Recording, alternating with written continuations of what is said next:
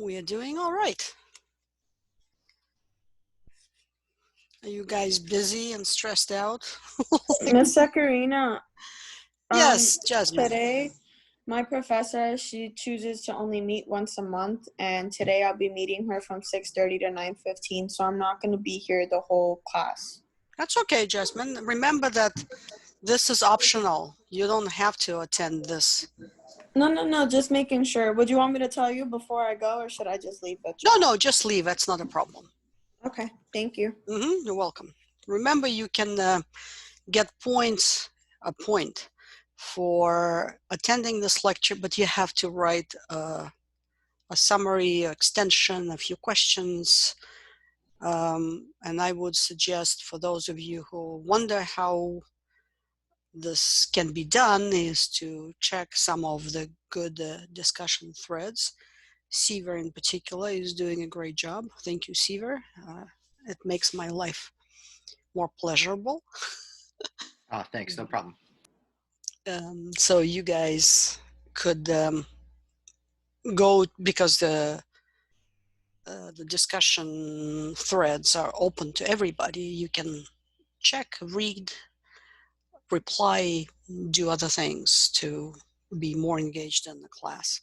It's that's the only way for you to feel like you are in the community, and that's the only way for me to see beyond the quizzes and the assignments that you are engaged. Like I said before, this is the only way to learn is to do something. So if you just sit and listen, it's not really learning. That's as if you're pretending that you are. And when we are in a face-to-face mode, I can do many things by engaging you in a discussion, an exercise, writing things on board, asking your opinion. It's very difficult to do it in a structured environment on Zoom. So if you want to actually learn something in this class beyond just getting a grade, then you have to make an effort. For this coming week, I've posted a bunch of more things for you to do. I know, at least I've seen it in the first 3 weeks, that many of you are reticent to sort of initiate anything on your own. You just want to be provided with some questions. So I'll try to do more of that. But again, it's your learning. So if you decide not to do anything beyond what's required, that's your choice. Okay. As always, we will have a short break in the middle at some point. If you have any particular questions about the class, about assignment 1, about your group, whatever, stay during the break, ask me. If it's something that requires more than just a quick answer, then you can stay after the class, and I can help you with whatever issues you may be having. So just make sure you ask these questions. Again, I can only bring you to the water. I can't make you drink. So that's the truth in reality, not about just this class, but about anything that you are doing and will be doing. As you know, it's almost certain that we will be online in the spring as well. So if you continue to sort of just sit in the back and try not to be involved, you're kind of wasting your education, because if it's not going to get any better, who knows how many more semesters we will continue to be online. Okay, all right. So let's start with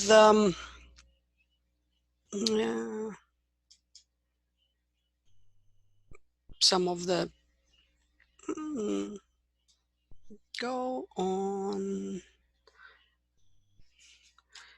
class logistics, some practicalities. Just to remind you that we do not have a lecture on Tuesday next week, September 29th. It's Monday schedule because of several Jewish holidays. They sort of bunched together and took up a couple of Mondays. So what will happen, the lecture that normally takes place on Tuesdays will take place on Thursday, October 1st. As always, because it's a lecture, it's technically asynchronous. You don't have to attend it. There will be a recording. As always, it takes me a day to go through all the steps of getting it and uploading it to YouTube and getting it on the Blackboard, but it will be there. So it's going to be chapter 5 because we have already studied chapter 4. And there will be no, there will be nothing as of Tuesday because I want you to spend this time finishing your assignment 1, which is due, as you know, next Thursday. So the next quiz will be available as of 29th, as always, until Monday, October 5th, 10 p.m., as always. And like I said, the second quiz will be a bit more difficult than the first one, just to make sure that we are on our toes. Complacency is not a very good motivator to learn. All right, so going back to assignment 1, we'll again spend some time on it on Thursday, but that's going to be our last time talking about it. Just to remind you that you have to find some popular press or media press piece. I don't want to call it article because it gets confusing. And it has to be about some kind of a psychological phenomenon that hopefully is of interest to you. We talked about it early on that so many of you are interested in psychopathology. That's not probably, I think about psychopathology being a very small sliver of our mental life. Most of our mental life is normal, is not pathological. So yes, psychopathology is kind of striking, it's interesting, but it's more important to look at things like school achievement or happiness or whatever else might be important in our everyday life. Then, of course, you have to find the research article that the media piece is based on. That's why it's actually better to go from the media piece to the research article, because if you find the research article you like, there's no guarantee that this research article has attracted any attention from media. So that's why you have to go that way. Okay? And then this is what we're doing today. The actual thickness, the content of your assignment 1 is the comparison of the claims and validities that are presented in the media piece and are discussed in the original research article. And then you have to make sure that the journalist is doing a good job. And it's, 4 to 5 pages in the APA format, and I'll come back to that in a second.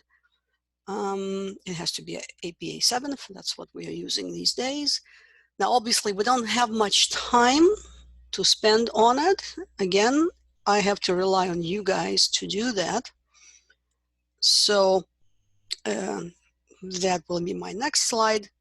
Just the technicalities is that you have to, the leader of the group has to upload the assignment to the Blackboard next Thursday by 4:30 p.m.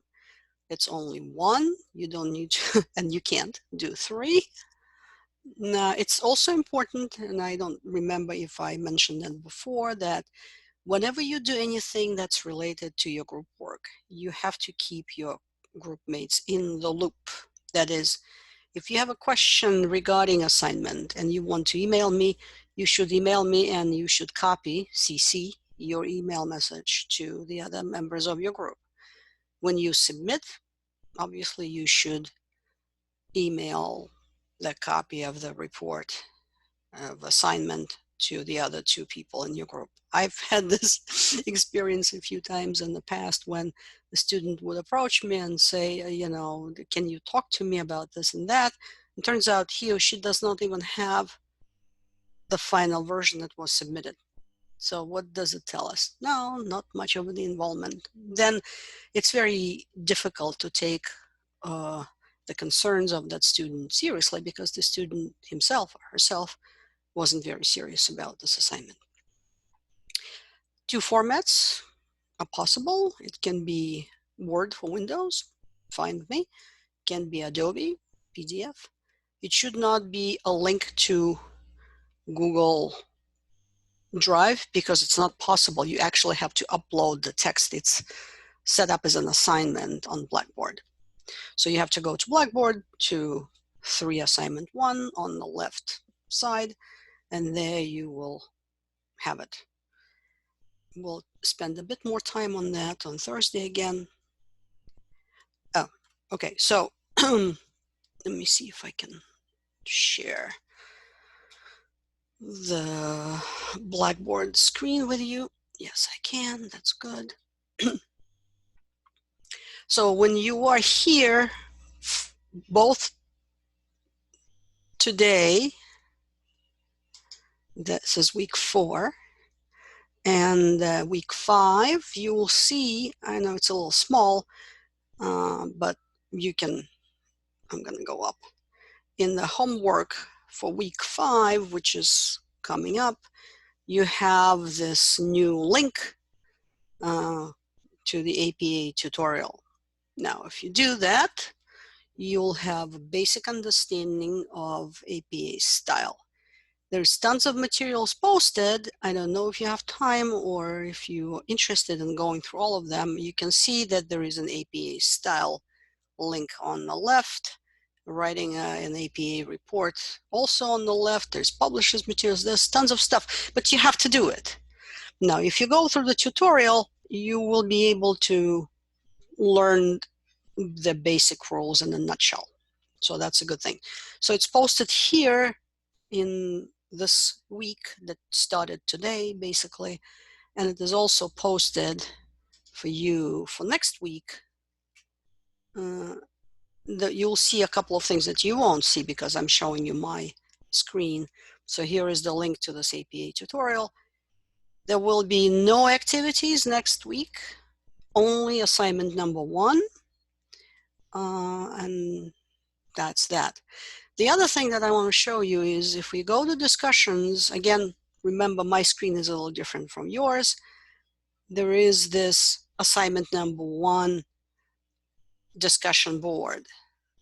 And we have plenty of people, enough, not plenty, but enough people who did what I asked them to do, is to think of topic that is of interest to them. I also suggested that they should post a 200-word summary of the media article and a link or description of the research article. So here is Jenny, who's interested in still in mental health. And I hope that Jenny may be able to be convinced by her group mates to do something else than just mental health stuff. So here is Callista, who's talking about anxiety during pandemic. That's interesting. Do we have an article that would allow us to compare? Here's more on mental health stuff from Norma, and so on. So you can read other people's ideas, and that might help you to think of what you need to do. Okay, another way of getting to do this assignment, if you're still struggling with it, which of course is possible, there's nothing that I can do, but just give you some ideas. So here is, if you try to Google things like study finds or science finds, here is me make that. I can make a little bigger, right? Second. How about I make it something like this? Here is that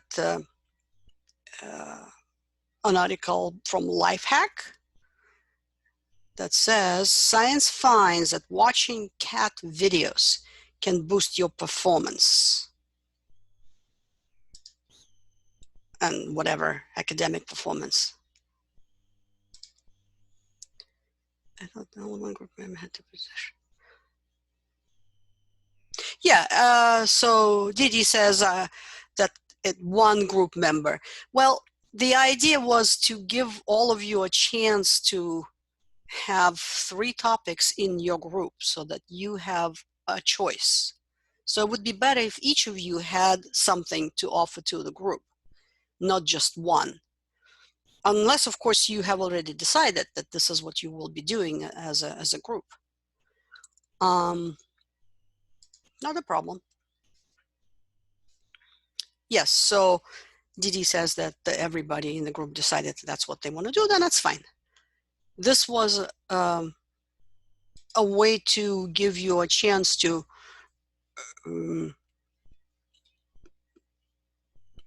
well, think of possibilities, not just one. Now, before we move on, you guys, in the participants menu, you have the toolbar that has the yes button and the no button. So I'm going to ask you a question. Do you watch not just cat, but animal videos or clips on social media? So click yes if you do, click no if you don't.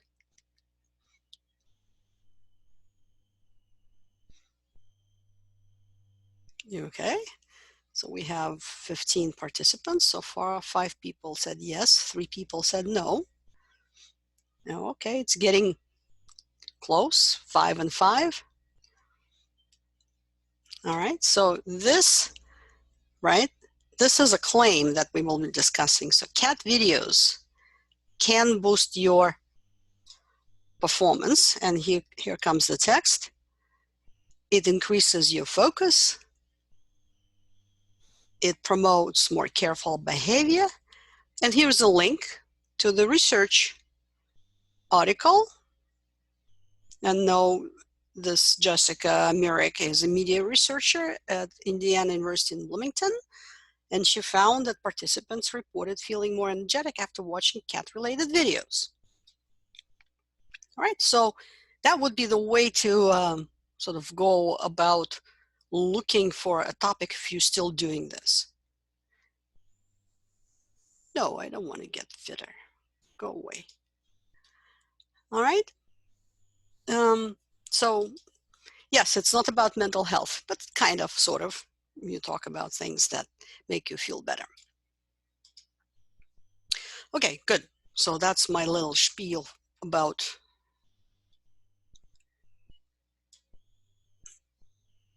it's not giving me, okay, good.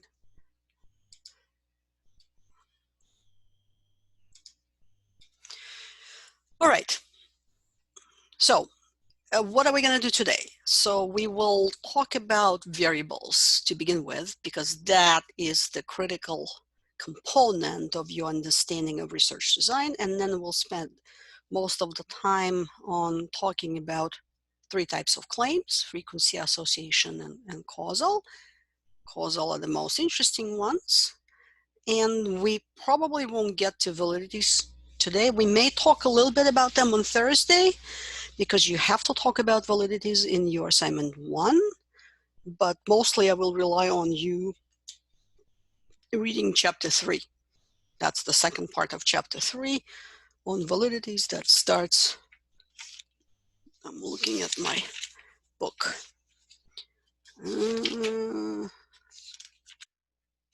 That starts on page 68. No, page 66. All right. So where is our flow chart? Pull it out, as always. Every lecture we start with the flow chart. And now you should already have something written in the box underneath idea. Who remembers what that is?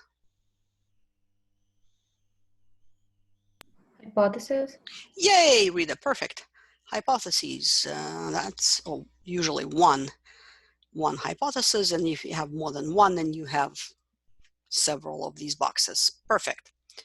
So that's where we are now. We are in a hypothesis testing mode, right? We generate a hypothesis, and the hypothesis is actually the claim. That's what Morling talks about a lot. In this approach, the claims and validities are the cornerstone of doing any kind of psychological research. So when you generate a hypothesis, you generate a claim. And then once you have a claim, you have to interrogate it. That's how she calls it, by looking at different types of validities depending on the type of the claim. So there are different validities. There's one that is applicable to all of them. There is one that's only applicable to causal claims and so on. All right, so it is important to generate a hypothesis in the form of a claim. So when you write your assignment one, your title, which is the last thing you'll write, will have to be in the form of a claim. And of course, you are not expected to look at frequency claims because there's not much that you can do about them. So the only two types of claims that are available to you for your assignment one are association and causal claims. Of course, causal are the ones that we're after because that's where all the meat of psychological research lies, not in association claims, but in causal ones. All right, so this is all about research design. And you think of research design as sort of the structure, that is our flow chart of the entire study, or maybe a series of studies. And we have to have all these components because they are like a skeleton, and everything else is glued to that skeleton, okay? These components hold the project together.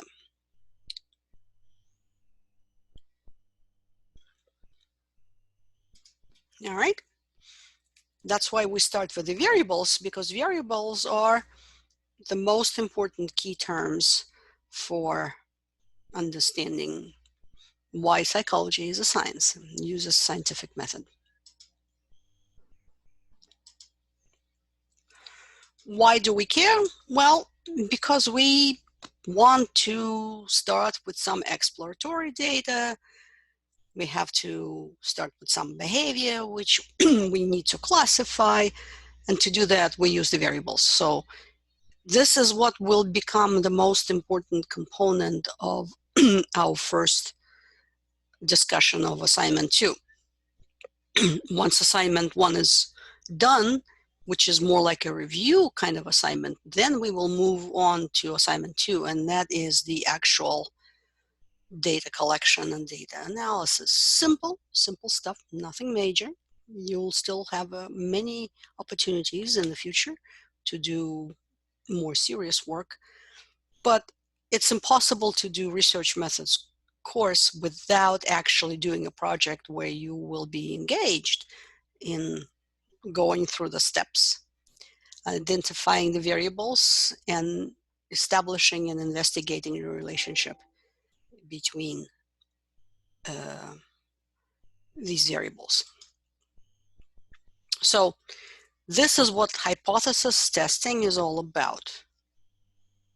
We have a relationship between the two variables, so association and causal claims, and we want to evaluate potential explanations, why one variable affects the other. That's a hypothesis testing. So what can be found at the end is either your data support the hypothesis, the claim, or they don't. And of course, when they don't, we are disappointed, but it happens all of the time.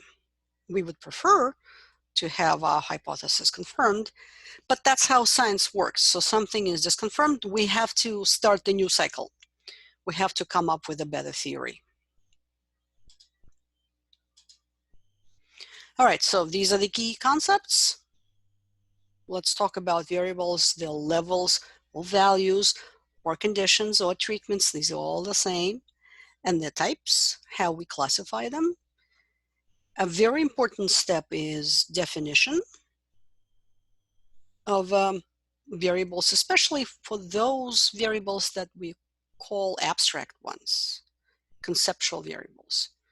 You know, if you want to measure somebody's height, no big deal, right? We know how to do that in feet and inches. It's a well-defined concept. But if you want to measure love, now, how do you go about studying it? And plenty of people study abstract concepts.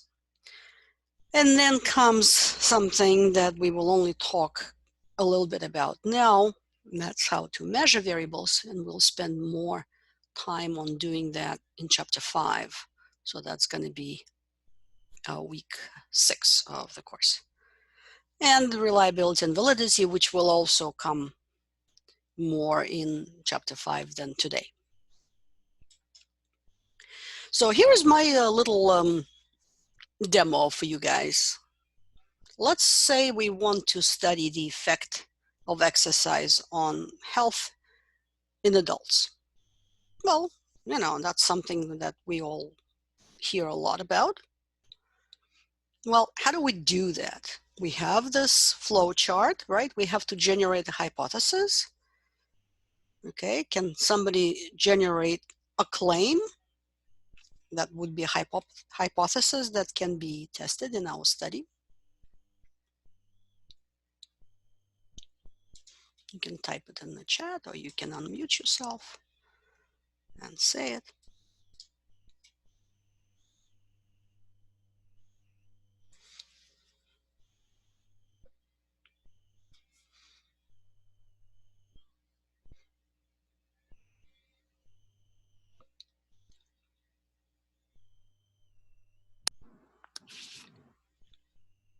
Go Hi, ahead, Seaver. Mm-hmm. Hi, I'm thinking adults who have personal trainers, specifically personal trainers, will see results.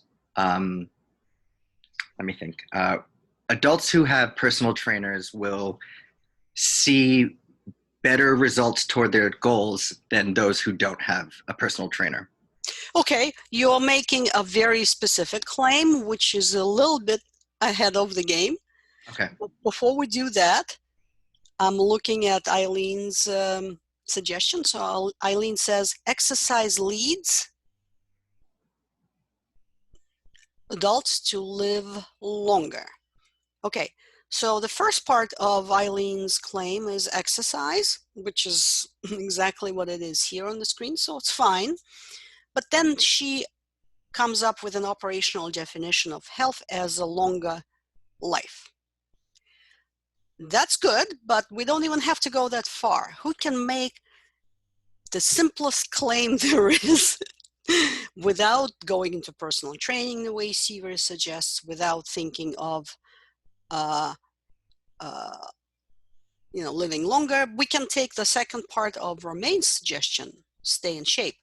So now we can take these are variables, we can take these two variables and connect them together in one sentence, which will be a claim.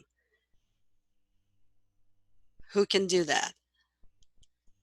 So we're taking the first part of Eileen's suggestion and the second part of, well, what's the little piece that Romaine suggested. So what is it now? Exercise leads adults to stay in shape. Good, or to be healthy. Very good. So that's the simplest claim there is. Okay, that's how we would start approaching that. Of course, that's just one step. That would be just to connect these two variables together with perhaps a verb like leads. All right. Now we start making it a bit more concrete without going into details that Seaver suggested yet. So we'll take some adults and we ask them to exercise for 8 weeks. Of course, they have to agree. Maybe we pay them. Maybe we give them some kind of other incentive. And the other half of people will not exercise. Okay, right? So that's the variable. You either exercise or you don't.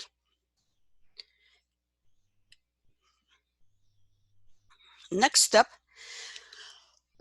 Oh, excuse me. We have to control other things, right?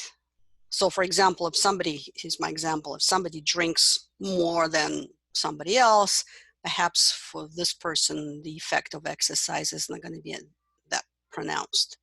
That's just one of the variables to control. So we'll say, you guys don't drink for 2 weeks, or you guys can only drink 1 glass, but everybody can then, right?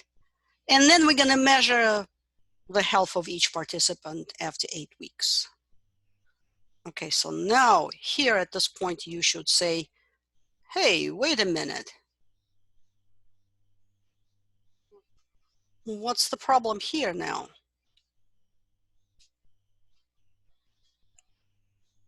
Can somebody guess?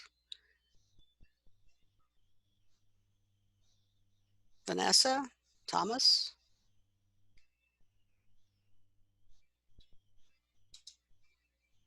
Victoria? I see a bunch of people. Can somebody, besides Rita and Seaver, who always do that, can somebody, Eileen just did.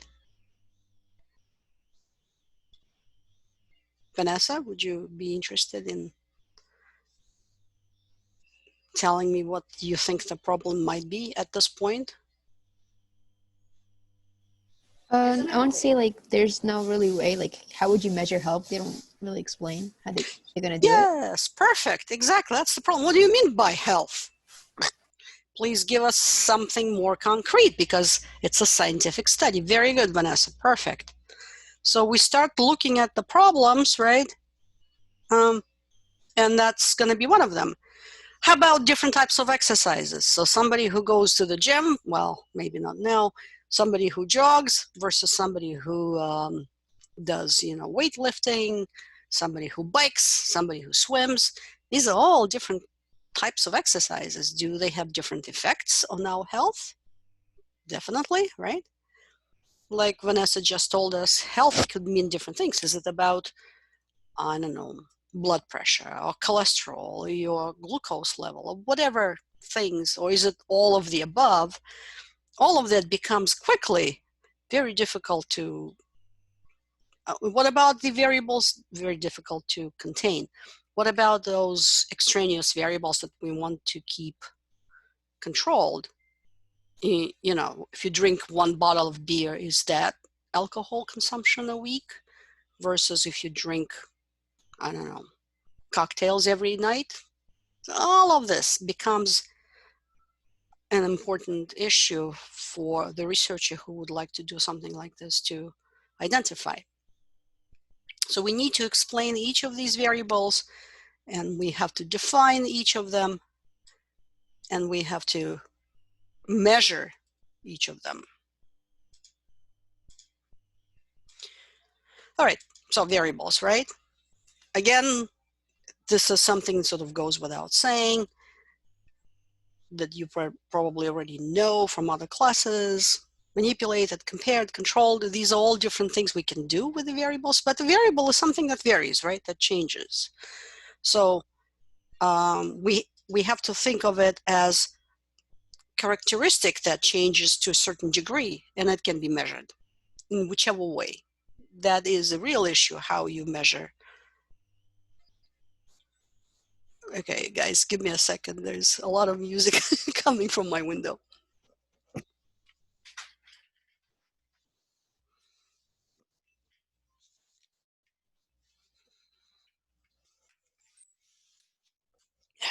There we go.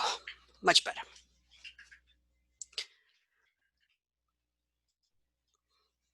So, one of the frustrating thing about psychology, that different subfields of psychology have different terminology.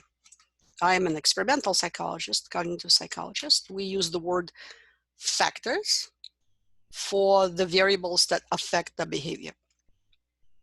But it could also be manipulation, for example. So a lot of synonyms that are subfield specific that you will have to get used to it. So each variable, when it changes, right, has different values. And these values are called usually levels. But there are also other terms like conditions and treatments. If you are, let's say, a counseling psychologist or somebody who is working in the area of applied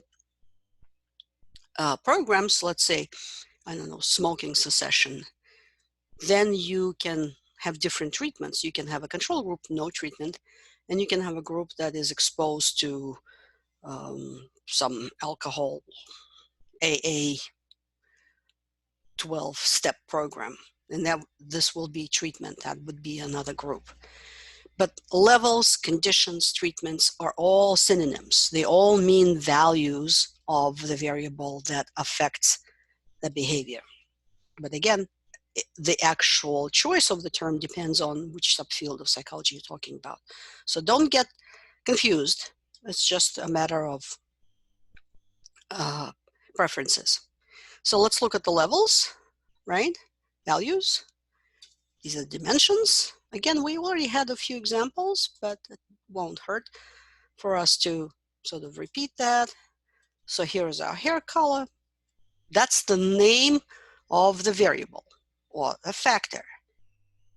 But it has levels. Levels have names too. So blonde, brunette, red-haired, something like that would be the values or the levels of this variable.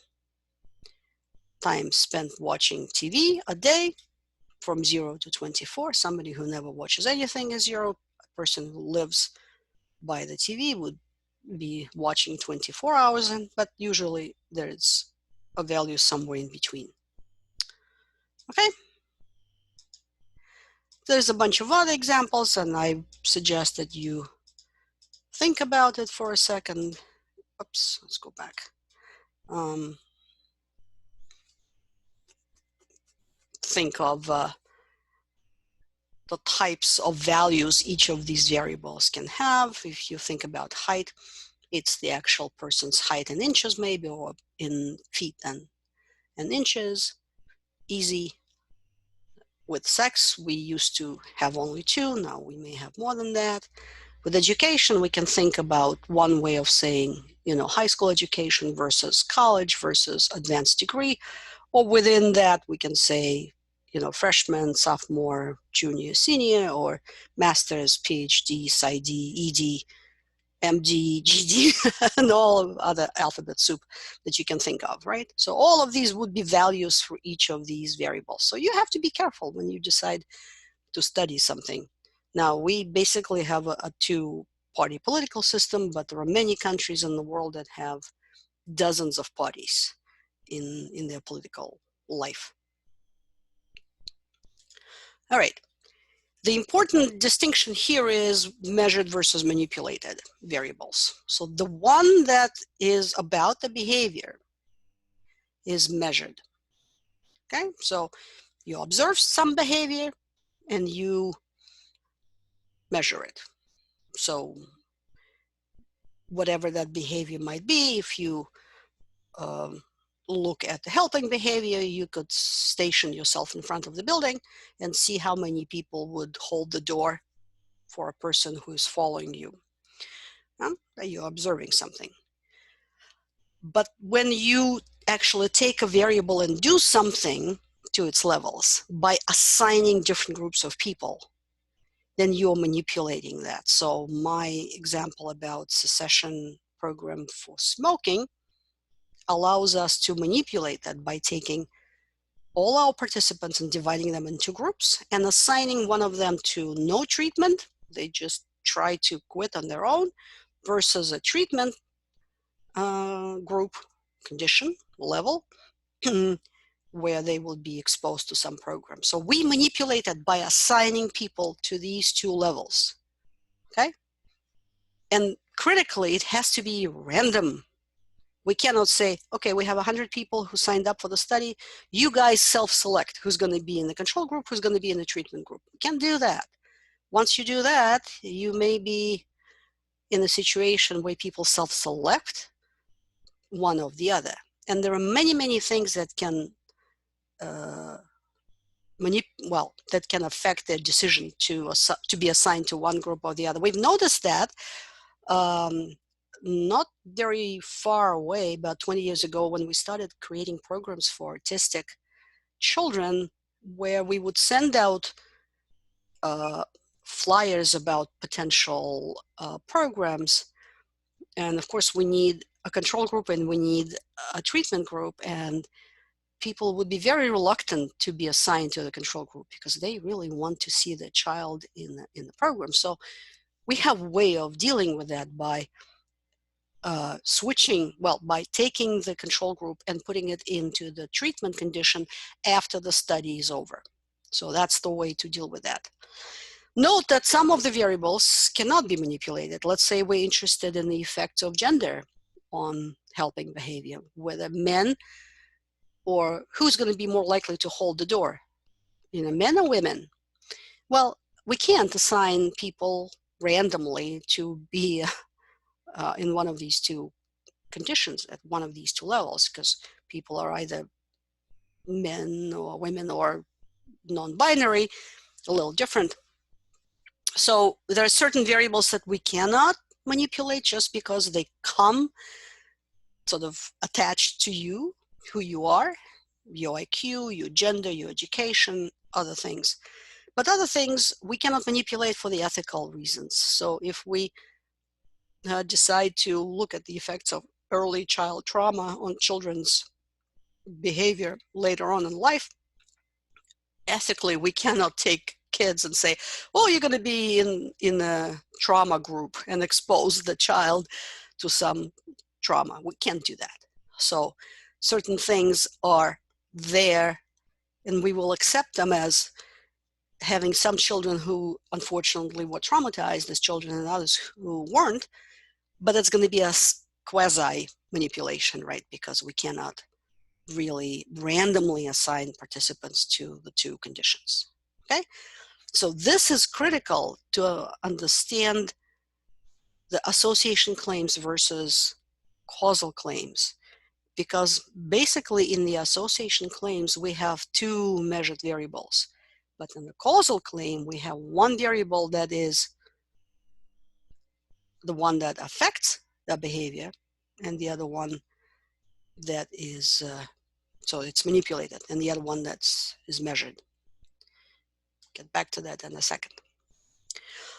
Okay, so we now can take anything in the world that is of interest to us and try to make it into a variable. And like I said, some of them are easy, things that are measured because we have scales, or we have weight in pounds or weight in kilos if you are from Europe and so on. And then there are others that are not so easily measured. So the abstract concepts, again, my example was the example of love. It's a concept. It's an abstract concept. So how do we measure that? So usually what we do is we take this concept and we come up with an operational definition for it. An operational definition is something that will allow us to measure it. So you guys in the chat, try to give me an operational definition of love. Let's say you are going to study love. So you need to define what you mean by love, and that is the operational definition.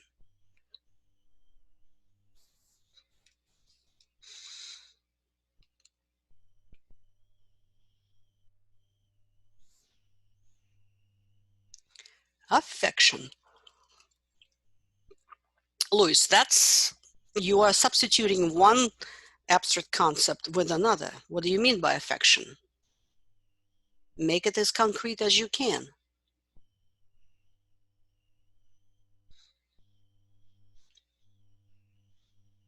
You have to be able to measure it. How do you measure affection?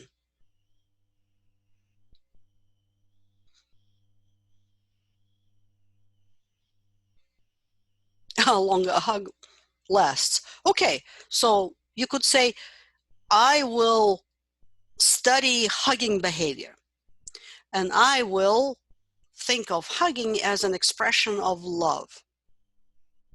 And my operational definition will be if a couple hugs, you are in a public place, if they hug for more than 2 minutes, that's love. And if they hug for less than 2 minutes, that's not love. That's one way of doing that. Good thinking, Louis, on your part. Yes, and that's precisely how people explore complex concepts like love or happiness or intelligence or whatever else you might think of to study. Okay, people who are around people they love have a higher heart rate. Vanessa, what's the problem with this definition?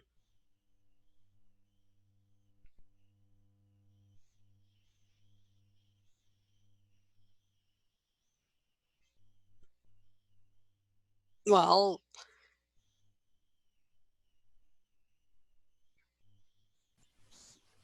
Oh, it's not that concrete, I guess. Like I wasn't really specific enough.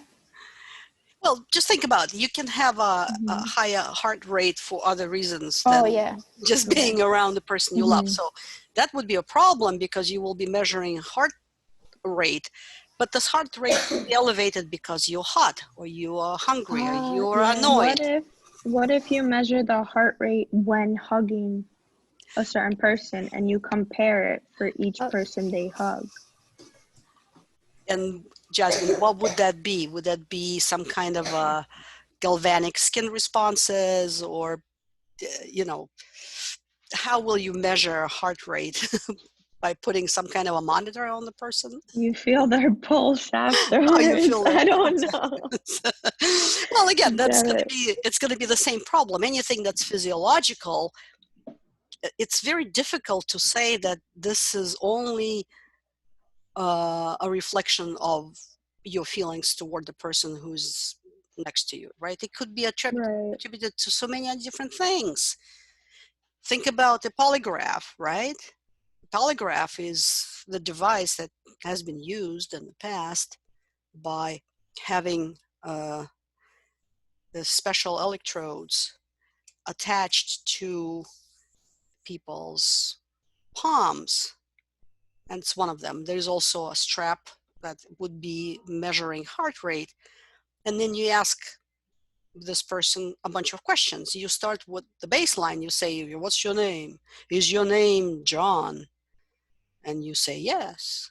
And are you 27 years of age? And you say yes. So during this phase and the polygraph testing, the baseline is established. When you are not affected in any way, either positively or negatively, what's your galvanic skin response? What's your heart rate? What's your breathing? And then they start, could you measure love through effort? Uh, well, Romain, it depends on the effort. I mean, one could go all the way into sort of physiology and say that, you know, making love would be different depending on how much romantically you are involved with the person, right? That's one way of doing that.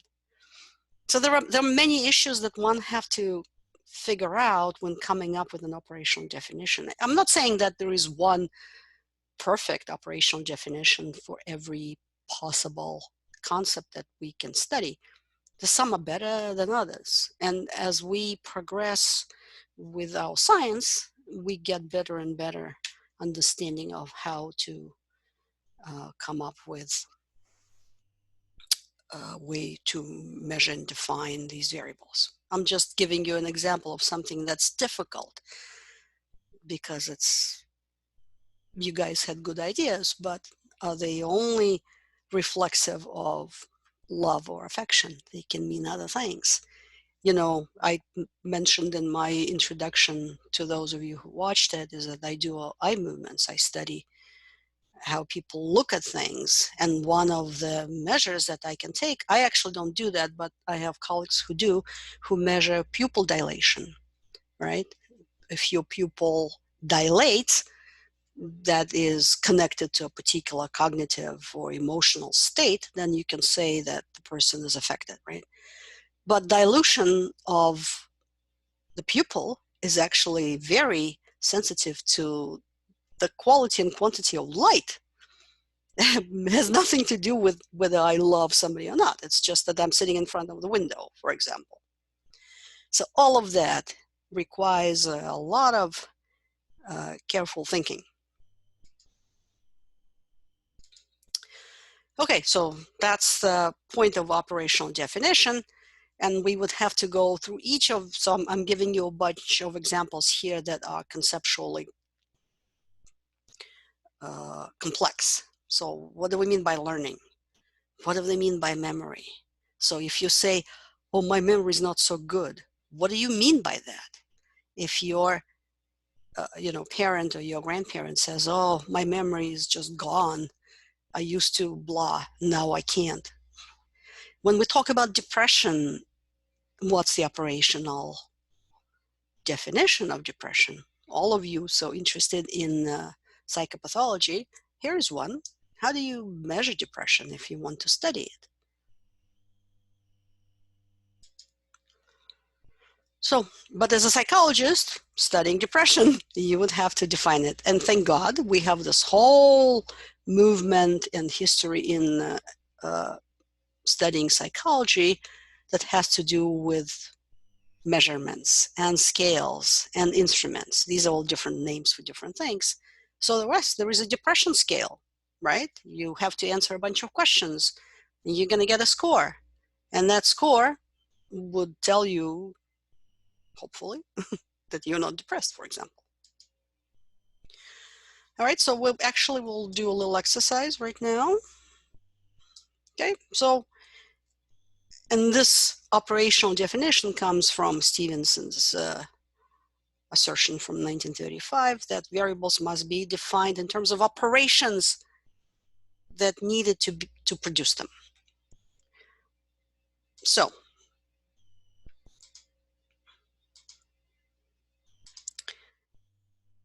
I'm going to just give you a bunch of examples and then we'll do one little exercise that I would like you to do in class. And that is self-esteem. So, what is self-esteem? What would be an operational definition of self-esteem? Now, at this point, you could say, well, I'll tell you what I think. And I will say, okay, you can tell me what you think. But we have several scales that allow us to measure a person's self-esteem. Okay? So I'm going to show you one of these. It's a classic old scale from 1970s called Rosenberg's self-esteem scale. Okay, and I'm going to show it on the screen. Well, I'll try to make it large.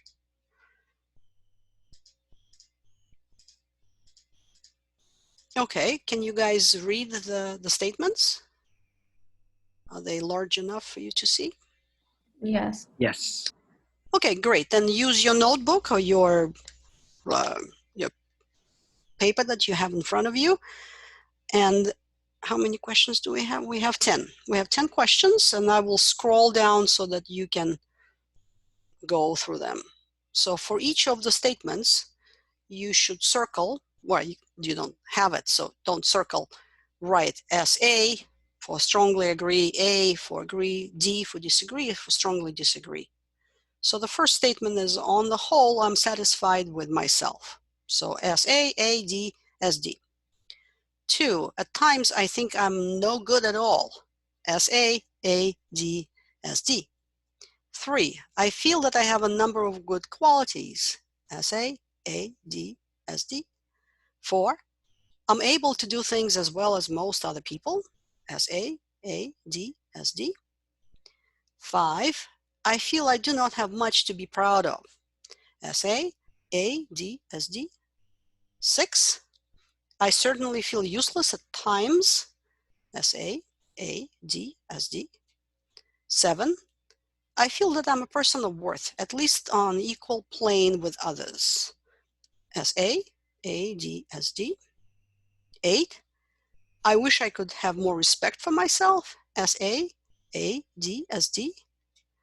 9, all in all, I'm inclined to feel that I'm a failure. SA, A, D, as D.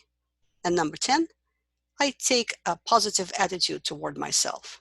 SA, A, D, as D.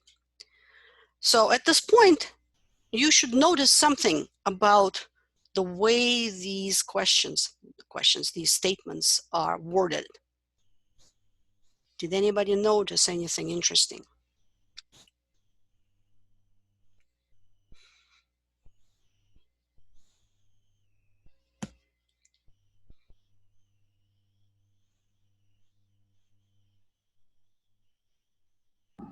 It's all about how you feel about yourself, I guess. Right, well, because it's self-esteem, that's right, Rita, but I'm asking you to, let's compare 1 and 2.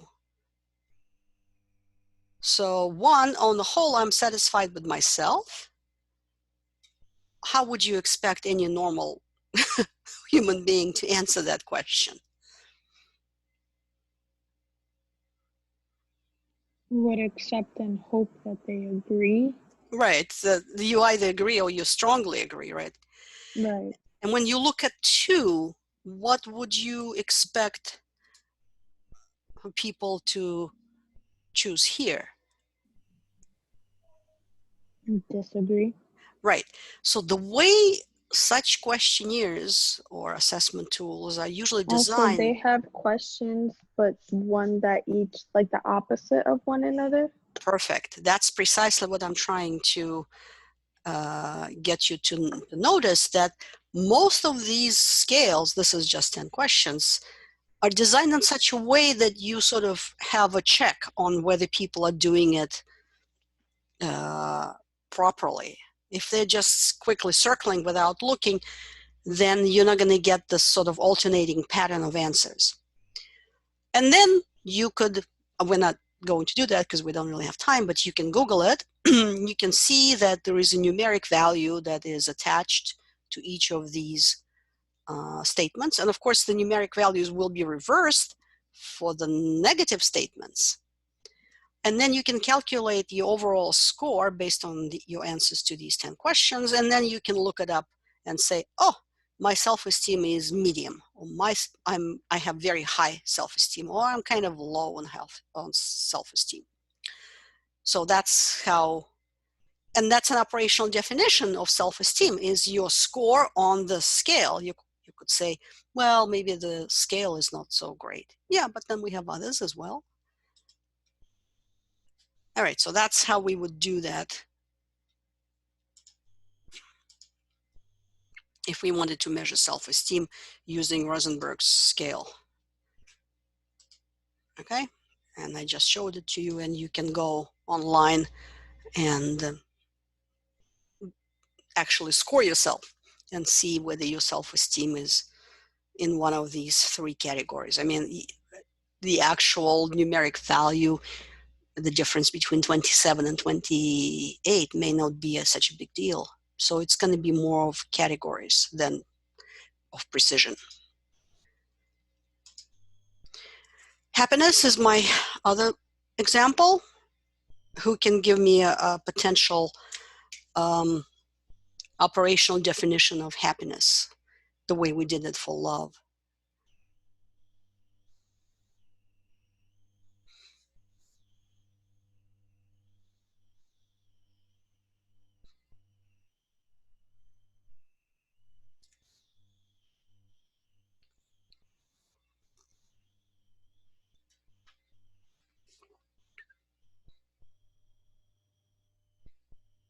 How would you describe yourself when you are in a happy mood? How will you just have feeling content? Okay, content, good. So a bunch of you guys feel good, smile, okay, energized, satisfied, Good. Relaxed. So all these are all potential qualities that you have when you feel happy. Now, when you feel unhappy, placid. Okay. So when you feel unhappy, stress-free. Okay, good. What would be the qualities that you would describe yourself when you're in an unhappy mood? Stressed, sad, miserable. Oh yeah. Yes. Negative thoughts, down, out, depressed, livid. Nice color. Okay, good. Good. Perfect. So that is one of the ways of measuring, operationally defining happiness, is by saying, okay, we'll ask people to provide the positive mood adjectives. This is what you were giving me. Most of you were giving me adjectives, minus negative mood adjectives across the entire day.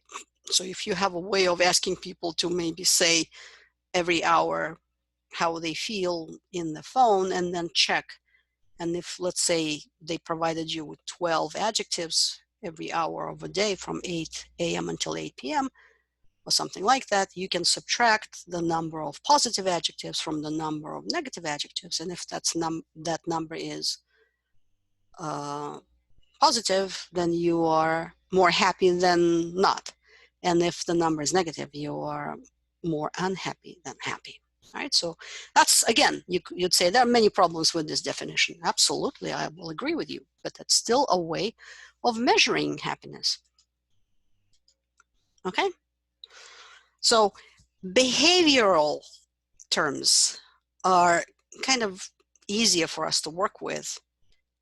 With physiological terms are measurable, but like I said before, they can be compatible with many other things. Loss of appetite. Okay. Again, think of another example, not that we will do that, is what does it mean to be talented? I mean, what is our operational definition of talent? An interesting question. Let's do this little exercise and then we will take a break. So in your notebook or on your sheet of paper, I'm giving you 4 conceptual variables. Okay, so these are the variables' names. And I would like you to come up with an operational definition for each. There is 4 of them, right? Then name the levels of this variable. Some of these variables are very easy, others are a little bit more complex. And whether this variable is measured or manipulated. So let's do the first one together. So if my variable is car ownership, what is the operational definition of that?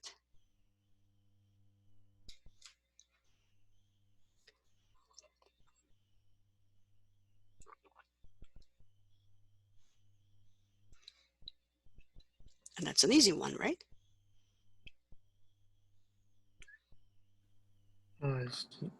Yes or no? Right. So having a car, right? A physical object that you can drive. And what are the levels? You can continue, Thomas, if you want. What are the levels? Maybe how many cars do you own? No, it's not about how many cars. It's about How long? no, you're going into more precise. No, think about it. Car ownership. So what would be the question you would ask your participant? Do you own a car? Yes, and what are possible answers to that question? Yes or no. That's right. That's simple. You either have a car, and the answer is yes, you're a car owner, or you don't have a car. And the last question is, do we measure or manipulate that? It's measured. Yes, because you either have a car. Well, of course, we could give you a car. Not that that happens. Perfect, Thomas. Very good. Okay, guys. So it's 5:40. If you have, if you're not going away to do anything, you could continue to fill out this um, table, and let's come back at 5:47 to finish the second half of the class. I'm here if anybody wants to talk to me. I have a question. I'm always still confused on this. Okay, The go ahead, Jasmine. activities. Sometimes I go onto the activities and there's such different like articles or different topics posted. What exactly can we be posting about? Like something that we read or saw that's based off of the lesson of that day? Of the lesson of the textbook on that chapter. So if you read chapter 3, right? I'm looking at page 57 of the textbook. All right. Mm-hmm. So here on page 57, there is a little discussion about IQ. IQ cannot be manipulated because researchers cannot assign some people to have a high IQ and others to have a low IQ. So here's something about IQ. So you could go around, you could go on PsycInfo or even on Google and to see what are the recent, what is the recent thinking about IQ. Well, I can give you an example. The recent thinking about IQ is that what we used to think about IQ as being 100 for the population is not Right. anymore in many of the developed countries. It's more like 110. So it's 10 points higher. And this is called the Flint effect. So if you were to find something like this and write a 200-word thread, Okay. that is your extension of reading the textbook. Okay. The problem, Jasmine, I think that you are looking for something that I will feed you and say, do this. And I don't want to do that. Right.